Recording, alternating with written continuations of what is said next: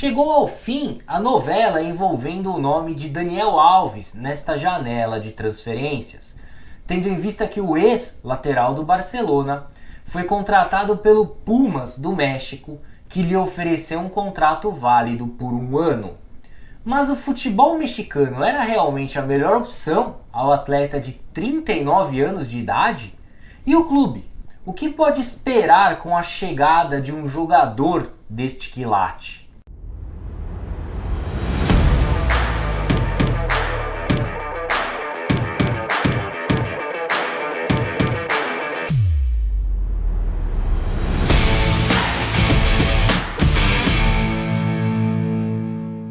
Bom, a polêmica transferência de Daniel Alves ao Pumas continua dando o que falar no noticiário esportivo mexicano. Aliás, ela acabou gerando uma série de controvérsias até mesmo entre os próprios torcedores universitários, já que alguns deles comemoraram a chegada do craque brasileiro ao time mexicano, indo inclusive recepcioná-lo no aeroporto da Cidade do México assim que ele desembarcou na capital. Enquanto isso, outra parte da torcida preferiu direcionar duras críticas à diretoria do clube através das redes sociais, se mostrando extremamente insatisfeita com a vinda do Daniel Alves, sobretudo em função da grave crise financeira que ainda assola o Pumas.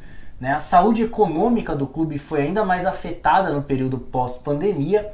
O clube chegou a ter uma dívida que girava em torno de 380 milhões de pesos mexicanos, o equivalente aí a pouco mais de 100 milhões de reais, mas através da venda de alguns atletas nas últimas janelas de transferências, essa dívida caiu aí, hoje beira a casa dos 35 milhões e meio de reais. Lembrando que Daniel Alves receberá um salário de 3 milhões de dólares neste período de um ano em que ele defenderá as cores do clube Auriazul. Pois é, eu costumo dizer que todas as contratações realizadas no mundo da bola costumam gerar algum certo tipo de risco ao clube, seja ele qual for.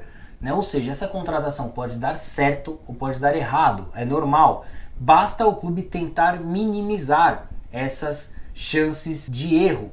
Por exemplo, quando Rafa Benítez assinou o contrato para dirigir o Everton, as chances dessa contratação dar errado era enorme, em função da história, do vínculo que o Rafa Benítez tem junto ao Liverpool, o maior rival do Everton.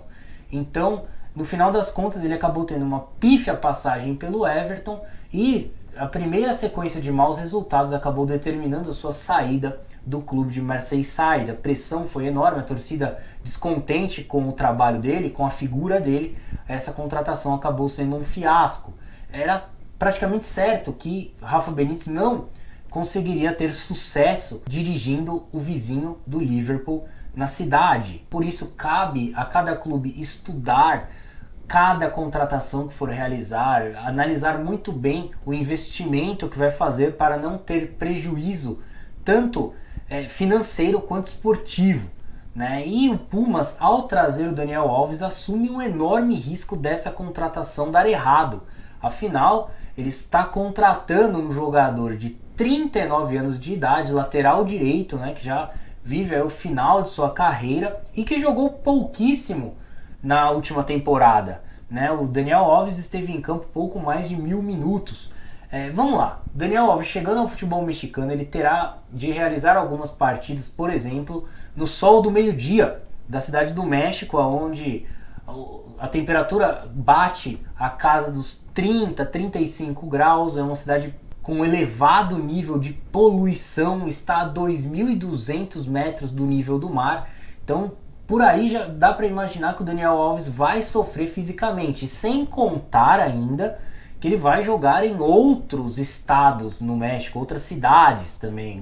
Vai jogar em Guadalajara, em Monterrey, em Aguascalientes, em Puebla, aonde as temperaturas costumam ser ainda mais elevadas. Logo, ele não terá vida fácil nesse aspecto físico, como ele estava, por exemplo, acostumado na Europa, onde as viagens são mais curtas, o espaço entre um jogo e outro é maior e existe uma rotatividade maior em cada elenco. A propósito, eu acredito que o calendário apertado, o excessivo número de jogos tenha determinado a não ida de Daniel Alves ao Atlético Paranaense, visto que o lateral direito estava em vias de transferir-se ao Furacão nesta janela de transferências. Deste modo, eu não descarto a hipótese do treinador do Pumas, o argentino Andrés Lilili, escalar o Daniel Alves para jogar no meio-campo, seja no lugar do volante Leonel Lopes, seja no lugar do Eduardo Salvio, que joga em uma linha de 4 ali pela direita. E assim, ele manteria o jovem lateral direito Pablo Benevendo na equipe titular.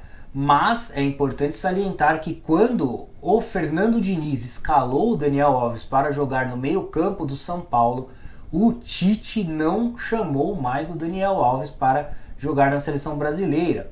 Ele deu a entender que o Daniel Alves seria convocado somente se jogasse naquela posição. Depois sim, quando o Daniel deslocou-se para a lateral direita do São Paulo, ele voltou a ser convocado pelo treinador da seleção pentacampeã mundial. Então, ao que tudo indica, Daniel Alves jogará realmente na lateral direita, pelo menos até o final deste ano. Em contrapartida, é óbvio que Daniel Alves precisará se adaptar ao esquema de jogo do Pumas, uma equipe que varia ali entre o 4-4-2 e o 4-2-3-1, joga de maneira intensa, com suas linhas altas, marcação-pressão, algo que o Daniel Alves já tem um pouco mais de dificuldade por conta da idade, né? Ainda assim, é inegável o ganho de qualidade técnica do Pumas com a chegada do Daniel Alves, apesar dele ter atuado tão pouco na última temporada, né? Para se ter uma ideia, o lateral direito de 39 anos de idade disputou apenas 17 partidas, sendo 16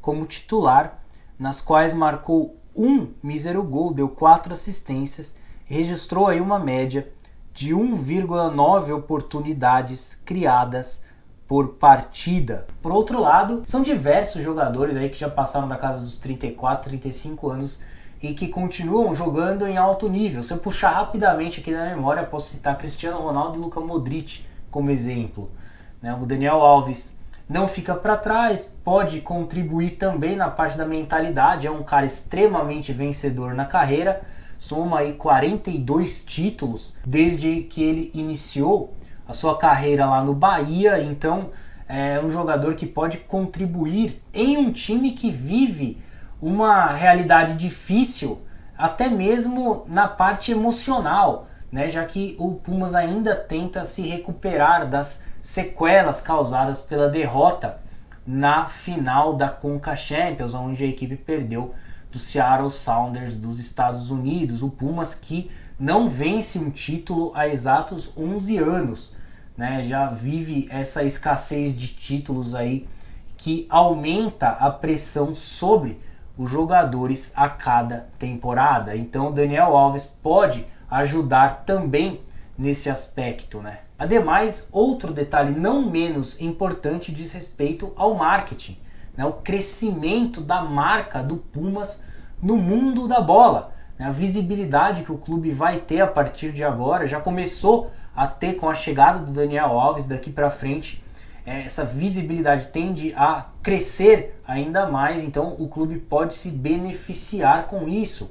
Afinal, trata-se aí da maior contratação da história do Pumas e uma das maiores contratações da história do futebol mexicano. Podemos comparar essa chegada do Daniel Alves ao Pumas como a do Ronaldinho Gaúcho ao Querétaro em 2014, embora o Ronaldinho Gaúcho já chegou ao futebol mexicano com os planos de pendurar as chuteiras, o que não é o caso do Daniel Alves, mas ainda posso citar aqui outros exemplos de jogadores que disputaram a Liga Mexicana e causaram enorme impacto no mundo do futebol, como são os casos, por exemplo, de Eusébio, Bebeto, Ivan Zamorano e Cláudio Piojo Lopes. Contudo, a verdade é que a intenção de Daniel Alves ao transferir-se ao futebol mexicano é se preparar 100% para a disputa da Copa do Mundo do Catar, especialmente porque o Tite já havia dito que caso ele não arrumasse um clube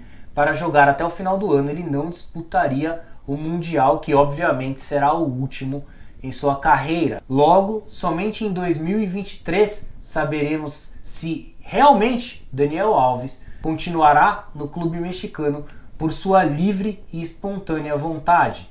Lembrando que a estreia do jogador de 39 anos deve ocorrer na próxima quarta-feira, dia 27, contra o Mazatlán, no Estádio Olímpico Universitário. Bom, então é isso aí, eu vou ficando por aqui, eu agradeço mais uma vez a sua atenção e peço a gentileza para que você deixe aí o seu like, inscreva-se em nosso canal e siga as nossas redes sociais.